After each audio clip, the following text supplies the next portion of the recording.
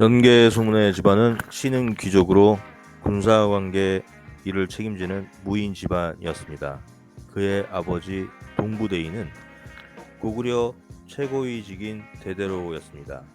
당시엔 벼슬을 세습하는 것이 관례였는데 나라 사람들은 연개 소문이 잔인하고 포악하다 하여 반대하였습니다. 그가 머리를 조아리며 사죄하고 임시로 자리에 있다가 문제가 생기면 물러나겠다고 말하자 그제서야 대대로에 오를 수가 있었습니다. 그러나 영유아과 신하들은 몰래 의논해서 그를 죽이려 했습니다. 이를 안 연개 소문은 오히려 성의 남쪽에 그들을 초청한 뒤 모두 살해해 버립니다. 그리고 죽은 왕을 대신해 영유왕 아우의 아들 장을 왕으로 추대하게 됩니다. 그가 바로 보장왕이었던 것입니다.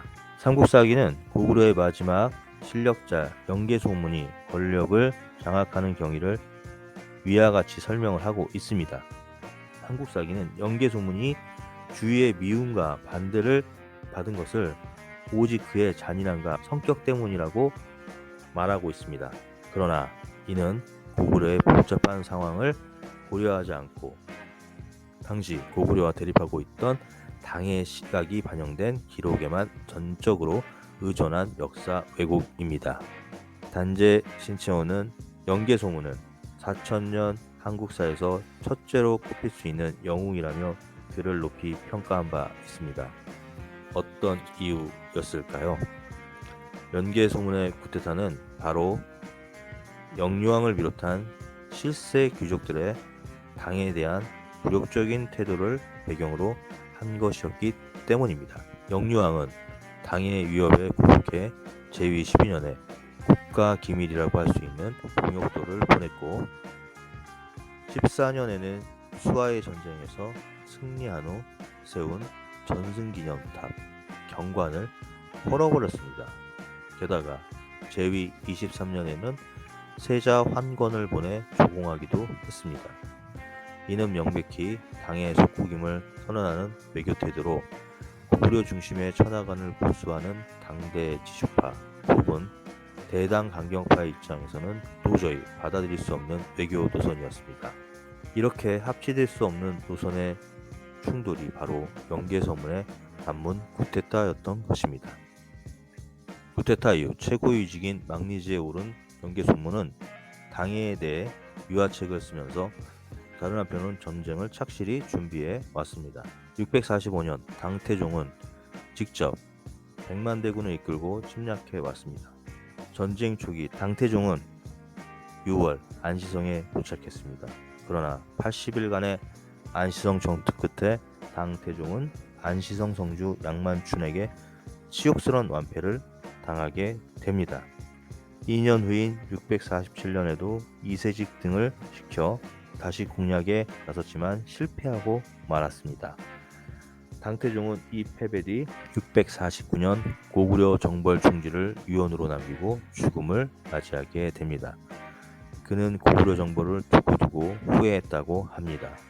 뒤를 이은 당고종도 660년과 662년 두 번에 걸쳐 100만 대군을 파병했지만 연개소문의 강력한 지도하에 있던 고구려군을 이길 수는 없었습니다. 연개소문은 생전에 당과의 수차례에 걸친 전쟁에서 단 한 번도 패배하지 않았습니다. 666년 그가 죽으면서 후계자인 삼형제에게 너희들은 물과 물고기처럼 화목하게 지내라. 벼슬을 두고 다투지 말아라 라는 유언을 남겼다고 합니다. 그러나 아들들은 정반대로 권력 다툼을 벌인 끝에 장남 연남생이 당에 투항하는 듯 온갖 추태를 보였습니다. 연개소문 사후 3년이 안 돼 고구려는 연남생을 앞세운 당에 변변한 저항 한번 해보지 못하고 나당 연합군에 항복을 하게 됩니다. 고구려 역시 내부로부터 무너졌던 것입니다. 연개소문에 대해서 조금 더 알아보도록 하겠습니다. 연개소문은 고구려 역사를 통틀어 가장 강한 힘을 가진 권력자였습니다. 중앙정치는 연개소문이 장악했지만 그의 권력이 지속 가능한 권력이 되기 위해서는 넘어야 할 벽이 있었습니다. 대외의 현안도 당장 해결해야 할 문제였습니다. 수나라를 밀어내고 중국을 장악한 당나라, 치열하게 경쟁하고 있는 백제 신라와의 관계 설정이 필요했습니다. 당나라는 왕조 초기 대외 확장을 활발히 전개했고 그들 나라 주변의 이민족들을 차례로 정복했습니다. 독자적 연호를 사용하고 중국에 사대하지 않는 고구려 역시 정복의 대상이었습니다. 하지만 당나라는 수나라의 멸망 원인 중 하나였던 고구려 정벌 실패의 역사를 잘 알고 있었습니다. 당나라는 서두르지 않았습니다. 당태종은 영계소문의 권력 찬탈을 이유로 들었습니다. 물론 내부 간섭이었고 고구려를 그들의 속국으로 보는 명분이었습니다. 그것이 아니었다 해도 당나라의 고구려 침략은 피할 수가 없는 비리였습니다. 당나라와의 긴장이 고조되는 사이 신라에서는 고구려와의 동맹을 요청했습니다. 신라의 유력 정치인 김춘추가 사신으로 영계소문을 찾아왔습니다. 당시 신라는 의자왕의 백제에 영토내 수십 개의 성을 빼앗기는 등 큰 압박을 받고 있었습니다. 수도 경주로 가는 길목의 요충지 지금의 경남 합천 지역에 대하성마저 백제에 점령당하면서 나라 전체에 큰 위기감이 형성되었습니다.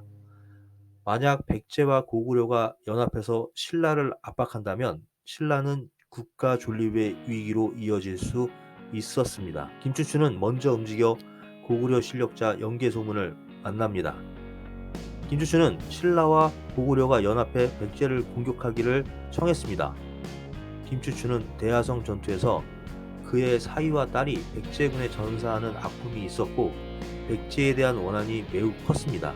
이런 개인적 원한 외에도 신라로서는 고구려, 백제의 연합을 막아야 했습니다. 영계소문의 고구려는 이에 대해 신라가 점령하고 있는 한강 유역을 고구려에 돌려준다면 연합에 응하겠다고 했습니다. 사실상의 거부 의사나 마찬가지였습니다. 한강 유역은 전략적으로 매우 중요한 곳이었고 신라가 당나라 등 대외 교류를 위해 꼭 필요한 곳이었습니다. 결국 협상은 결렬됐고 신라는 당나라와의 연합에 온 힘을 다하게 됐습니다.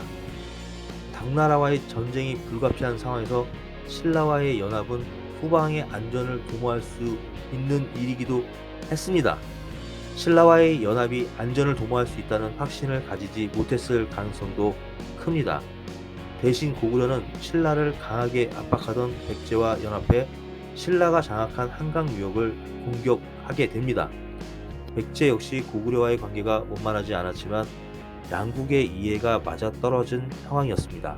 신라는 나라의 존립을 위해 더 필사적으로 당나라와의 연합에 매달리게 됩니다. 이 시점에서 만약 외교수를 발휘해 신라와 원만한 관계를 만들었다면 하는 가정이 생깁니다. 결과적으로 나당연합은 백제에 이어 고구려까지 멸망시켰기 때문입니다.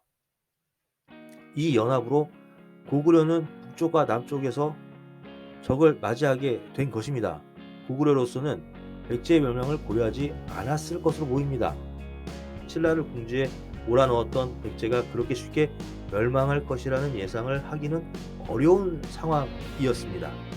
하지만 적절한 등거리 외교로 삼국의 균형을 맞추는 시도를 하지 못한 건 결과론이지만 외교적 아쉬움이라고 할 수 있겠습니다. 나당연합은 점점 고구려에 큰 위협이 되었습니다. 지속적인 전쟁으로 고구려의 국력도 소진될 수밖에 없었습니다. 하지만 영계소문의 고구려는 항전을 멈추지 않았습니다. 당나라는 전면전 대신에 국지전을 지속하면서 고구려의 힘을 빼는 전략으로 맞서게 됩니다. 그 사이 국제정세에 큰 변화가 일어납니다.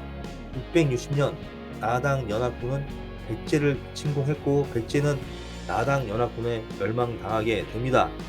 한때 신라를 크게 위협하며 위세를 떨쳤던 백제였지만 의자왕의 실정과 기도층의 분열이 겹치며 나라의 위기를 극복하지 못하게 됩니다.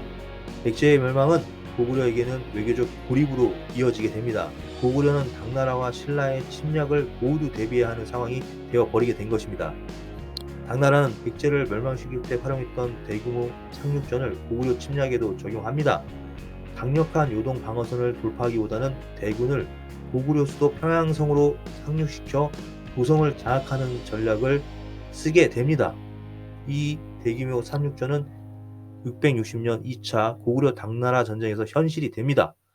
압록강 하구로 상륙한 당나라군은 영계소문의 첫째 아들 연남성의 군대를 격파하고 평양성으로 진군해 포위하게 됩니다. 수도를 직접 노린 당나라 대군과 연남성의 패전, 고구려의 위기가 찾아오게 됩니다. 하지만 고구려에는 영계소문이 있었습니다. 영계소문은 전쟁을 장기전으로 이끌었습니다.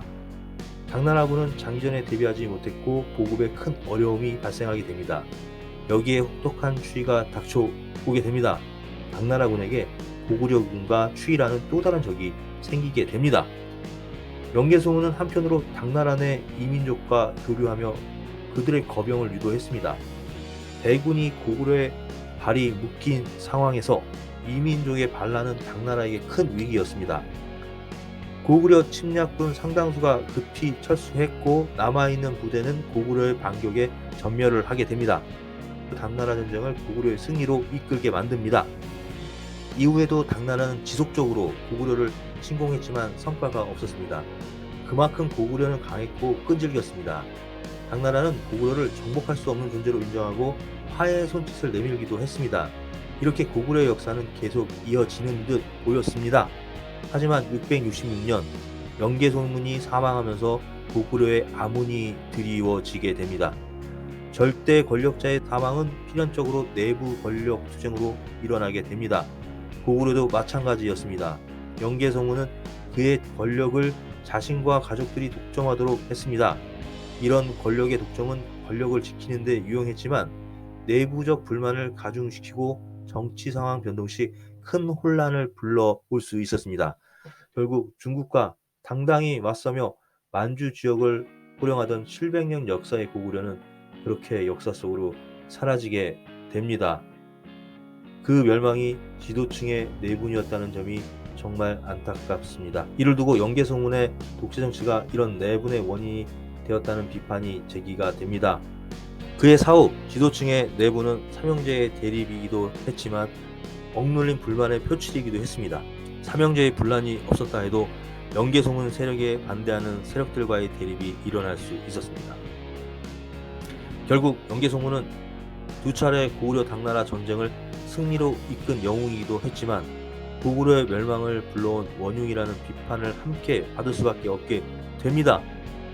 그가 집권 시 보다 유연한 정치력을 발휘해 고구려를 통합하고 정상적인 국가 운영 시스템을 만들었다면, 후계 구도를 명확히 하고 안정화시켰다면 고구려의 운명은 달라졌을지도 모릅니다. 하지만 이 모든 것은 결과를 가지고 말하는 결과론입니다. 영계소문에 대한 평가는 보다 많은 연구가 필요합니다. 그를 영웅으로 악인으로 규정하기에는 당시 고구려의 정세와 대외 상황이 너무나도 복잡합니다. 그는 치열한 권력 투쟁에서 승리했고 중국의 침략을 맞섰던 인물임에는 틀림이 없습니다.